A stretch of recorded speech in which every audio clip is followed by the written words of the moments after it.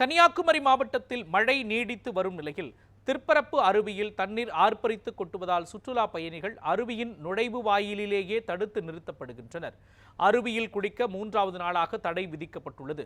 இதுகுறித்து நமது செய்தியாளர் ரமேஷ்குமார் வழங்கிய தகவல்களை தற்பொழுது பார்க்கலாம். தென் மாவட்டங்களுக்கு விடுக்கப்பட்ட ரெட் அலர்ட் எச்சரிக்கையை தற்பொழுது திரும்ப பெற்றிருக்கும் இந்த நிலையில் நாளைய தினம் தென்மேற்கு வங்கக்கடலில் புதிய காற்றழுத்த தாழ்வு பகுதி உருவாக உள்ளது. இந்த நிலையில் கன்னியாகுமரி மாவட்டத்தை பொறுத்த அளவில் தற்பொழுது மட்டுமின்றி ஏற்கனவே கடந்த ஒரு வார காலமாக தொடர்ச்சியாக கனமழை என்பது நீடித்து வருகிறது. அதன் எதிரொலியாக இங்கிருக்கும் ஒவ்வொரு அணை பகுதிகளும் சரிதான். அதே போன்று நீர்நிலைகளுக்கும் நீர்வரத்து வேகமாக வந்து கொண்டிருக்கிறது. அதே போன்று கோதையாற்றிலும் தண்ணீர் பெருக்கெடுத்து ஓடுவதால் திருப்பரப்பு நீர்வீழ்ச்சியில் தண்ணீர் ஆர்ப்பரித்து கொட்டுகிறது. அந்த காட்சியை தான் பார்த்து கொண்டிருக்கிறோம். இங்கு 3வது நாளாக தற்பொழுது தடை உத்தரவு என்பது பிறப்பிக்கப்பட்டிருக்கும் நிலையில் சுற்றுலா பயணிகளுக்கு உள்ளே அனுமதி என்பது வழங்கப்படவில்லை. மாறாக அவர்கள் அந்த நுழைவு வாயிலில் தடுத்து நிறுத்தி வைக்கப்படுகின்றனர். அங்கிருந்து அவர்கள் செல்ஃபி எடுக்கும் ஒரு காட்சியை தான் பார்த்து கொண்டிருக்கிறோம். அதே போன்று இந்த கேட்டினுள் நின்றுவிட்டு அவர்கள் ரசிக்கும் ஒரு நிலைமை என்பது தற்பொழுது இந்த பகுதிகளில் உருவாகியிருக்கிறது.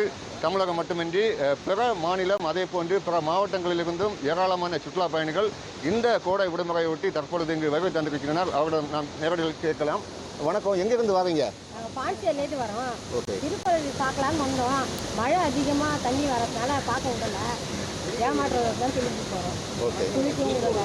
குளிக்க விடல தண்ணி அதிகமாக இருக்கு. ஓகே, மேலும் சுற்றுலா பயணிகள் இணைகிறாங்க. எந்த பகுதியில் இருந்து வரீங்க?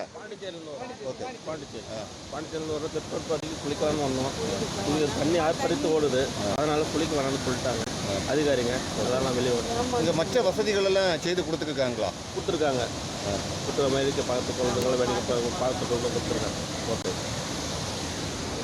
குற்றாலத்தில் ஏற்கனவே 4 வயது சிறுவன் நீரில் அடித்து செல்லப்பட்ட நிலையில் இங்கும் அதுபோன்ற ஒரு பாதிப்புகள் வரக்கூடாது என கருதி இங்கு சுற்றுலா தலங்களுக்கு முழுவதுமாக இங்கு தடை என்பது விதிக்கப்பட்டிருக்கின்றன. அதையும் மீறி கோடை விடுமுறையை ஒட்டி ஏராளமான சுற்றுலா பயணிகள் வந்து கொண்டிருக்கும் நிலையில் தீவிர கண்காணிப்பின் அடிப்படையில் அவர்கள் ஒரு சில பகுதிகளில் மட்டுமே அனுமதிக்கப்படுகின்றனர். நியூஸ் 7 தமிழுக்காக கன்னியாகுமரி மாவட்டத்திலிருந்து ரமேஷ்குமார்.